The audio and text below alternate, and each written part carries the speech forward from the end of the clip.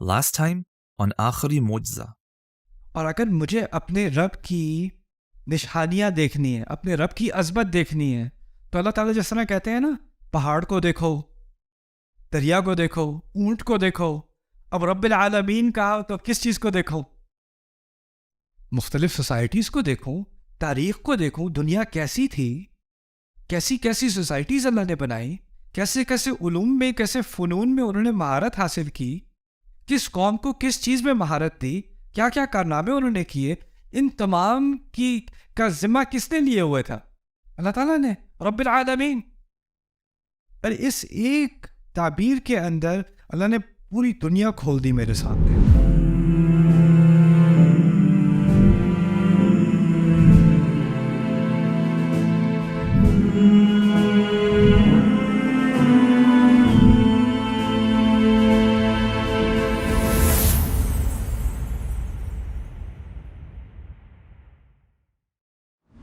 Okay, ایک اچھا سوال تھا پچھلے سیشن کے بارے میں، العالمین کے بارے میں. اس بات کی کیا دلیل ہے کہ العالمین جہانوں کے لیے نہیں، لوگوں کے لیے استعمال ہو رہا ہے؟ میں نے بیسکلی لوگوں کی بات کی تھی نا. قرآن نے کہا ایک اور مقام پر، تبارک الذی نزل الفرقان علی عبدہ لیکون للعالمین نذیرا. اللہ تعالیٰ نے کتنا مبارک ہے وہ جس نے قرآن کو نازل کیا، فرقان کو نازل کیا اپنے بندے پر، تاکہ وہ تمام عالمین کے لیے خبردار کرنے والا بنے. اگر آپ کہیں عالمین کا مطلب ہے آسمان، زمین، پہاڑ، ستارے، پہاڑوں کو خبرداری کی ضرورت ہے، آسمان کو خبردار کرنے کی ضرورت ہے. خبرداری کی، انذار کی ضرورت کسے ہوتی ہے؟ لوگوں کو ہوتی ہے نا. اولم ننہک عن العالمین، ایک رسول سے کہا گیا قرآن میں، ہم نے آپ کو عالمین سے منع نہیں کیا، یعنی آپ لوگوں کے چکر میں نہ پڑا کریں، ان کی باتوں میں عمل دخل نہ کریں، اپنی بات سے بات رکھیں، اپنے کام سے کام رکھیں. وہاں بھی العالمین کا ذکر کیا.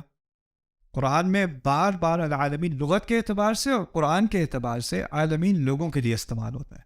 اور اس کی اہمیت فاتحہ میں کیا ہے؟ فاتحہ کی میں بات ہو ہی نہیں رہی آسمان زمین کی اور اللہ تعالیٰ کی مخلوق کی. اصل میں فاتحہ کا بنیادی مقصد کیا ہے؟ ایک رشتے کو قائم کرنا ہے رب اور عبد کے درمیان. جو اگر آپ کہیں نا لب لباب کیا ہے فاتحہ کا، وہ یہ ہے رب اور عبد کا رشتہ. تو اس کا ہر لفظ واپس یا رب کی طرف جائے گا یا عبد کی طرف جائے گا.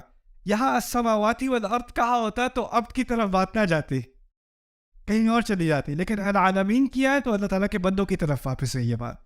یہ قرآن کے الفاظ کا ایک دقیق استعمال ہے. ہر لفظ کا ایک مقصد ہوتا ہے صورت کے اندر.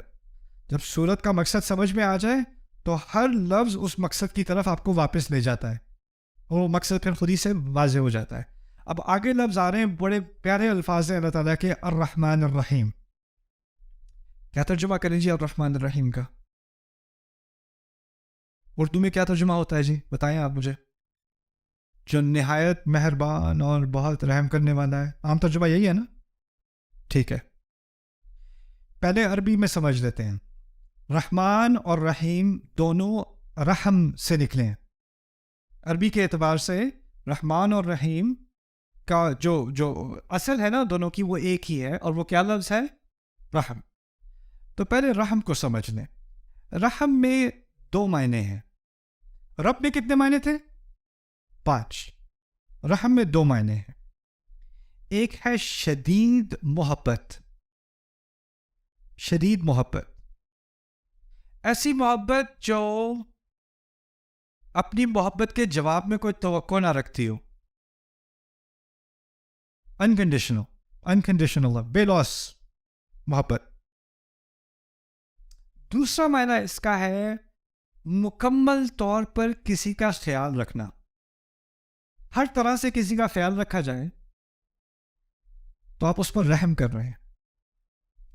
رحمت کا لفظ اصل میں عربی میں نکلا ہے رحم سے. رحم کہتے ہیں ماں کے پیٹ کو، اور ماں کے پیٹ سے ماں کا کیا تعلق ہے؟ ایک تو اس کو اس سے شدید محبت ہے، اور وہ عجیب قسم کی محبت ہے. جیسے جیسے بچہ بڑا ہو رہا ہے اس کے پیٹ میں، اس کی تکلیف میں اضافہ ہو رہا ہے، اس کو الٹی آ رہی ہیں، اس کو کمر میں درد ہو رہا ہے، اس کو کھانا ہضم نہیں ہو رہا، اس کو سانس نہیں آ رہی، اس کو نیند نہیں آ رہی، نہ نیند میں چین، نہ بیٹھے ہونے میں چین، نہ لیٹے ہونے میں چین، نہ کھڑے ہونے میں چین، اور اس کی تکلیف کی ایک ہی وجہ ہے، ماں کی ساری تکلیف کی ایک ہی وجہ ہے، کیا ہے؟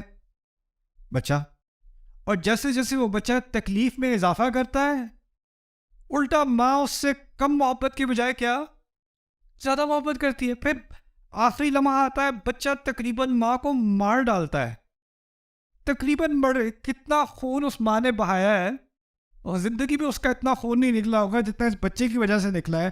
اور نکلنے کے ساتھ ہی بدلہ لینے کے بجائے کہ تم نے کیا یہ میرے ساتھ، ساری دنیا کو وہ بھول جاتی ہے، اس کی ساری محبت بچے کی طرف. اور جب وہ بچہ اس کے پیٹ میں ہوتا ہے تو اس بچے کا مکمل طور پہ خیال کیا جا رہا ہوتا ہے. کرایہ پہ ہوا ہے، کھانے کا انتظام ہے، صفائی کا انتظام ہے، سارا انتظام کس نے کیا ہوا ہے؟ سب پوری طرح سے خیال رکھا ہوا ہے. رحم سے دو معنی نکلتے ہیں، شدید محبت اور مکمل خیال، مکمل طور پر خیال کرنا. اچھا، اب رحمت کا لفظ اردو میں بھی استعمال کرتے ہیں ہم. بھائی رحم کرو، استاد آپ کو ٹیچر آپ کو فیل کرنے والا ہے میٹرک کے امتحان میں، سر جی رحم کریں سر جی. رحم کا کیا مطلب ہوتا ہے؟ سزا نہ دیں. ہم کیسے استعمال کرتے ہیں؟ سزا نہ دیں، سر رحم کریں میرے چھوٹے چھوٹے بچے ہیں، ایک اور موقع دیتے ہیں. کیا مطلب ہے؟ سزا نہ دیں. پولیس والے نے روک دیا، بھائی رحم کریں پلیز یار، دیر ہو رہی ہے جاب کو، آئندہ نہیں کروں گا. رحم ہم کس طرح استعمال کرتے ہیں؟ سزا نہ دو. عربی میں رحم کیسے استعمال ہو رہا ہے؟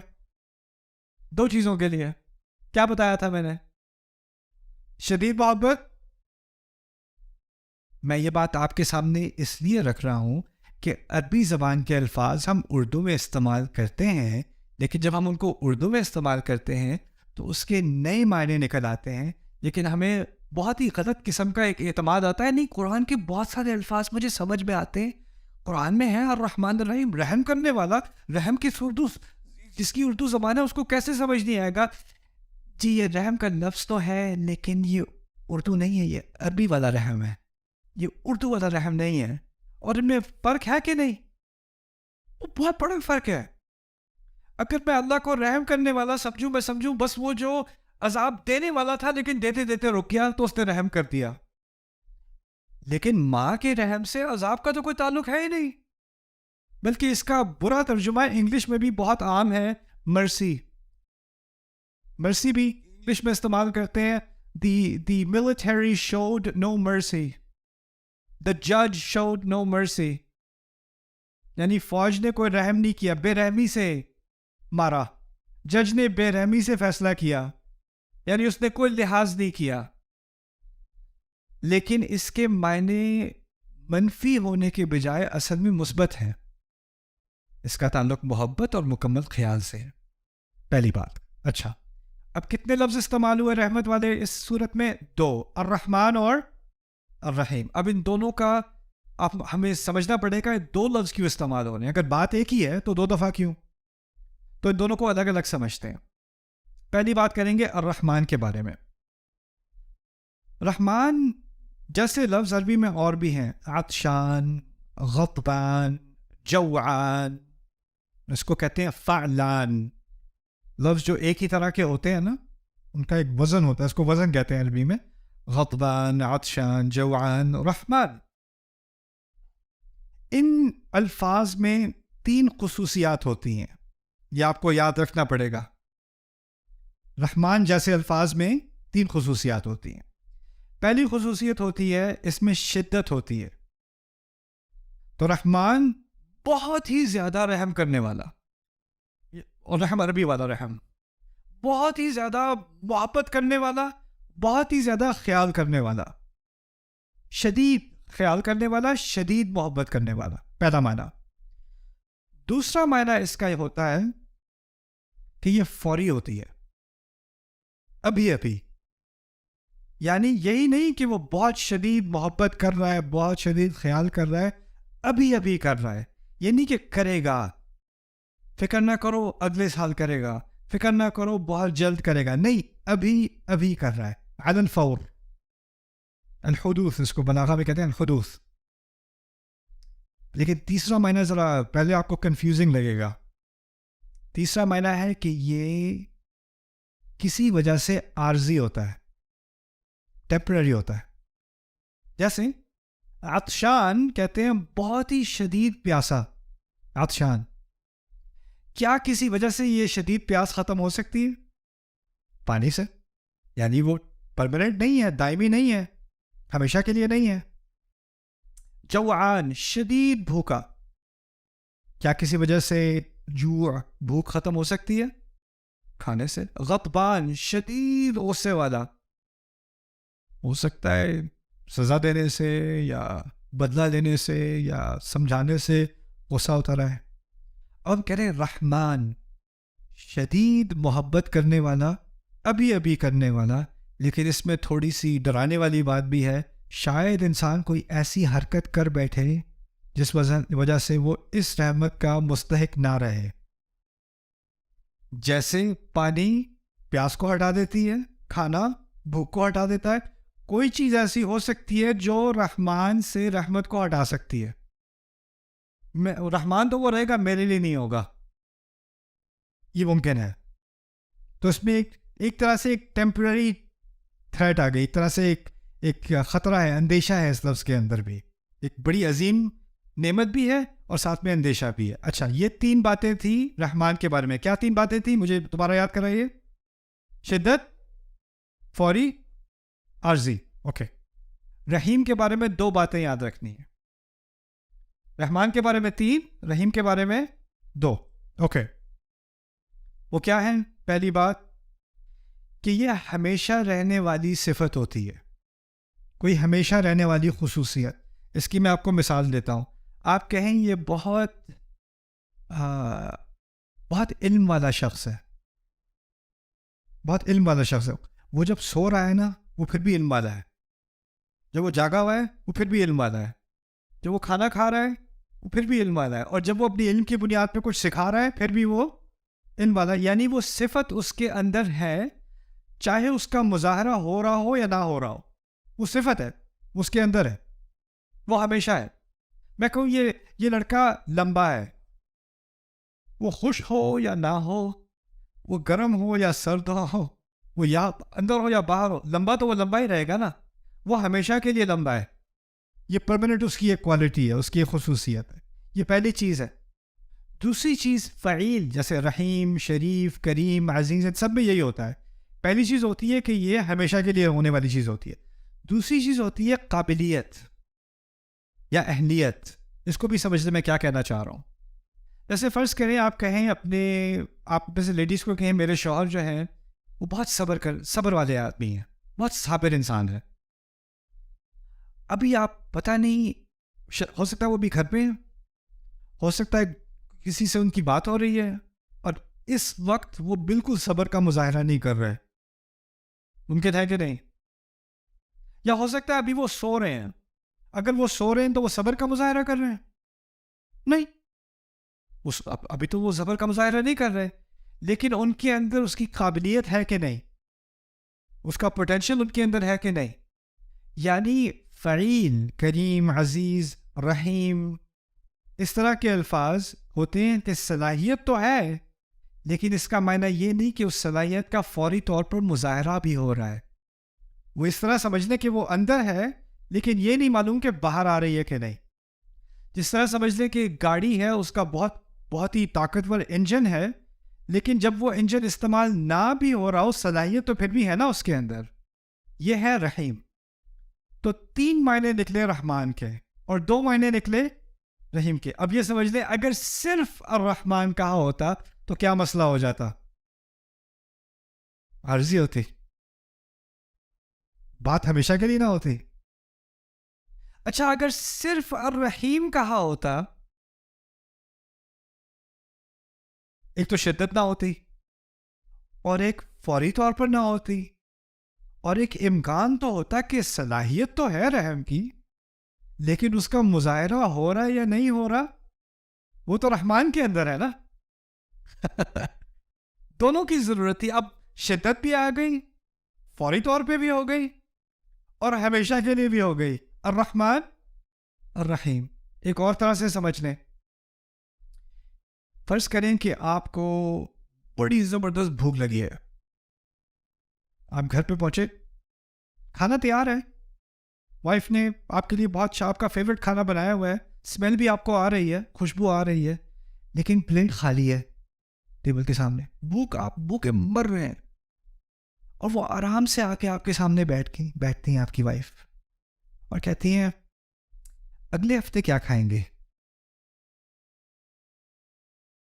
اگر وہ ایسا ظالمانہ سوال پوچھتی ہیں, اس وقت آپ کے ذہن میں اگلا منٹ سمجھ نہیں آ رہا اگلے ہفتے کی کیا بات کر رہی ہو بیگم, ابھی مجھے بس کھانا ہے. جب انسان کو بھوک لگی ہوتی ہے نا, تو اس کو کب کی فکر ہوتی ہے, بات کی کہ ابھی کی؟ ابھی کی فکر. آپ کی جاب ہے, یہاں پر منتھلی پے چیک ہوتا ہے یا بائی ویکلی ہوتا ہے, کیا ہوتا ہے؟ چلو پہلی کو پے ملنی ہے یا 30 تاریخ کو پے ملنی ہے, ٹھیک ہے. فرض کریں آپ کا باس جو ہے اس نے آپ کو چیک دینا ہے, 5 بجے آپ کو آفس سے جانا ہے, 4:50 ہو گئے ہیں, وہ ٹریفک میں پھنسا ہوا ہے, فون اٹھا نہیں رہا, اور آپ کو جانا ہے, آپ کو چیک ڈپازٹ کرنا ہے, کرایہ دینا ہے, یہ کرنا ہے, اور آپ کو لوگ تسلی دے رہے ہیں نہیں آپ فکر نہ کریں, باس صاحب بہت ریلائبل ہیں, ہمیشہ ٹائم پر آتے ہیں, آپ فکر ہی نہ کریں, آپ بے فکر ہو جائیں, وہ ہمیشہ ایسے ہوتے ہیں, وہ کبھی بھی لیٹ نہیں ہوتے. آپ کو تسلی ہو جائے گی, ہاں ٹھیک ہے ہمیشہ تو ہوتے ہیں, کاش کہ ابھی بھی ہو رہے ہوتے. جب مصیبت ہوتی ہے نا, جب مصیبت ہوتی ہے تو آپ کو ہمیشہ والی چیز کی سے تسلی نہیں ہوتی, آپ کو فوری طور پر تسلی چاہیے ہوتی ہے. اللہ تعالیٰ نے الرحمن کا ذکر پہلے کیا, کیوں؟ کیونکہ الرحمن میں رحمت کب آتی ہے؟ فوری طور پہ, ابھی آ رہی ہے. اچھا وہ مثال دی تھی آپ کو کھانے والی, بھوکے بیٹھے تھے, اب آپ نے کھا لیجیے بریانی, پیٹ بھر گیا, پھر آپ کہو گے ہاں بیگم وہ اگلے ہفتے کے بارے میں کیا بات کر رہی تھی آپ. اب کیسے دماغ کھل گیا؟ کیونکہ انسان کی نیچر میں کیا ہے, جب ابھی والا مسئلہ حل ہو جائے تو دماغ کہاں جاتا ہے؟ آگے کے بارے میں. یہی ہوتا ہے نا, ابھی کا مسئلہ حل, اگر ابھی کا مسئلہ ہے تو آگے کچھ سمجھ نہیں آتی.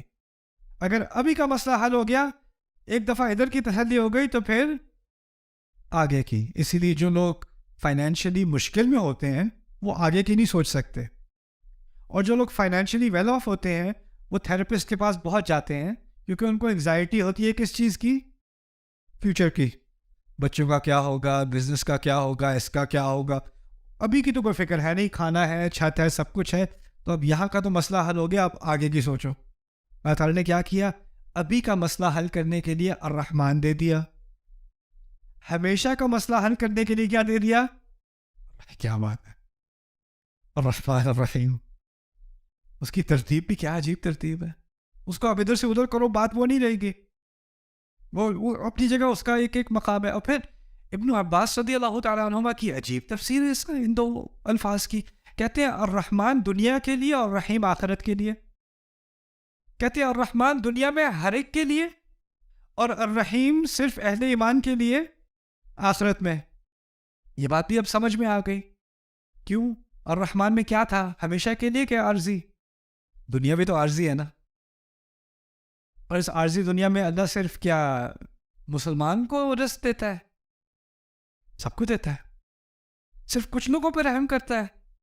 سب پہ کرتا ہے. لیکن آخرت میں جو ہمیشہ کی رحمت ہے وہ کس کے لیے ہے؟